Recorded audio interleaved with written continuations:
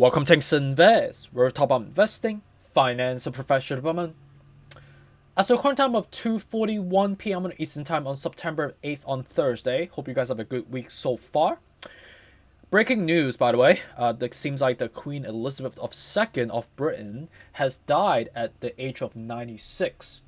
So with respect to the presentation today, besides doing a technical analysis, we are also going to be talking about with respect to the procedure after the D-Day of Queen Elizabeth II. So let me just shift screen real quick. I looked up this website called Harper Bazaar. Seems like they've laid out the procedure step by step.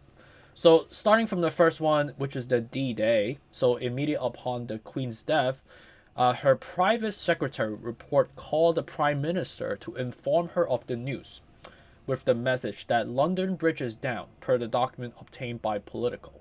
And the royal household will ensure an official statement informing the staff, the civil servants, the public of Queen's death, and the news will be announced via an alert on the Press Association wire.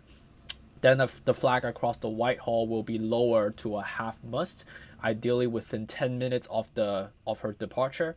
And the Ministry of Defense will also arrange for a gun salute to take place, and a national minute of silence will also be announced.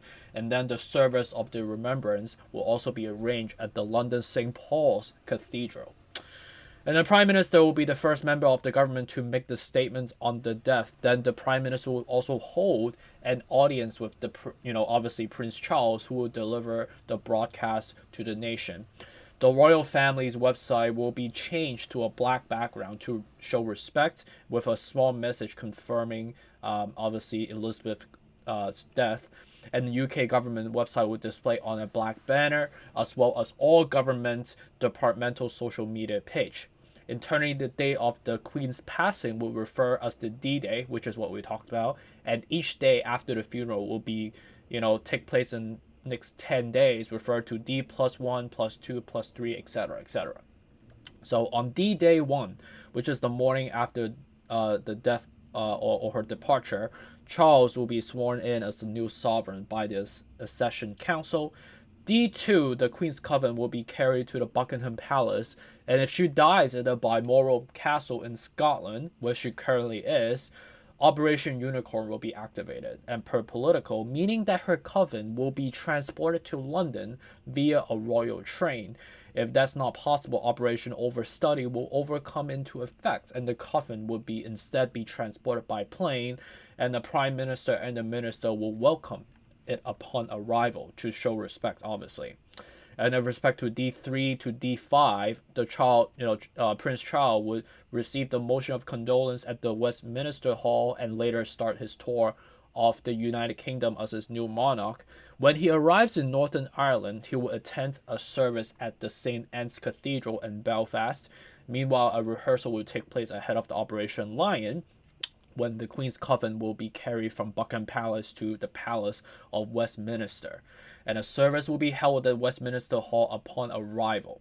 And then D6 to D9 onward, Queen Elizabeth II will lie in the state of the Westminster Hall in the Palace of Westminster for 3 days in what's being called the Operation Feather.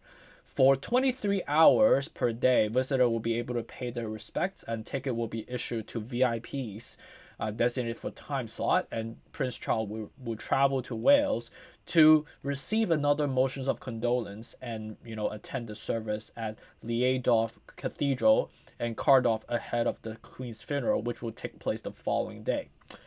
So that's pretty much the high-level synopsis and the walkthrough of obviously the legendary icon of Britain, and my condolences goes to the royal family as well. So let me just go back into the key topic of discussions. Respect to recording time of 2:46 p.m. on Eastern Time. Ethereum contract at $1,628. That was 0.11% so far.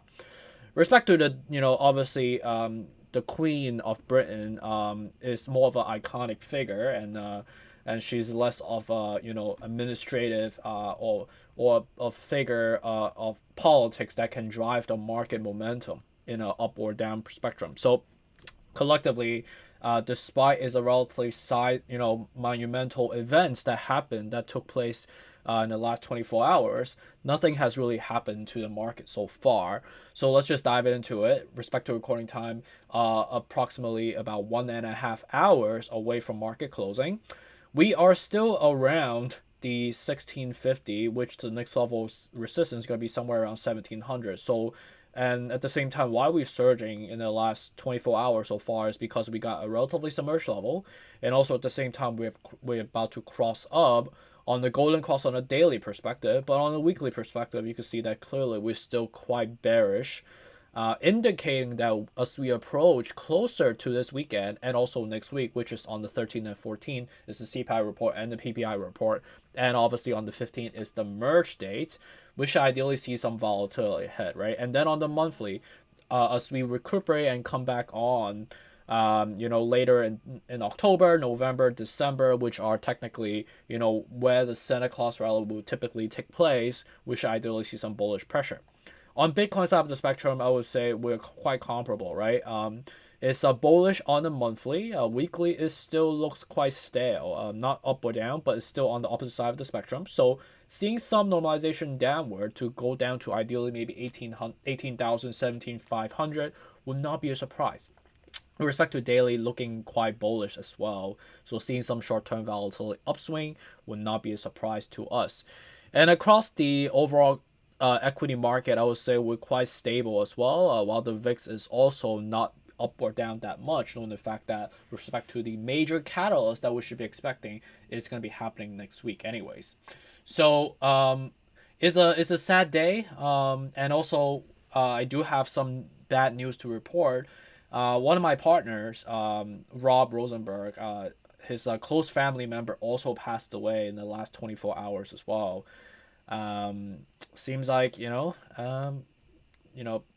old age is definitely something that I've been experiencing more and more as I'm getting older and older.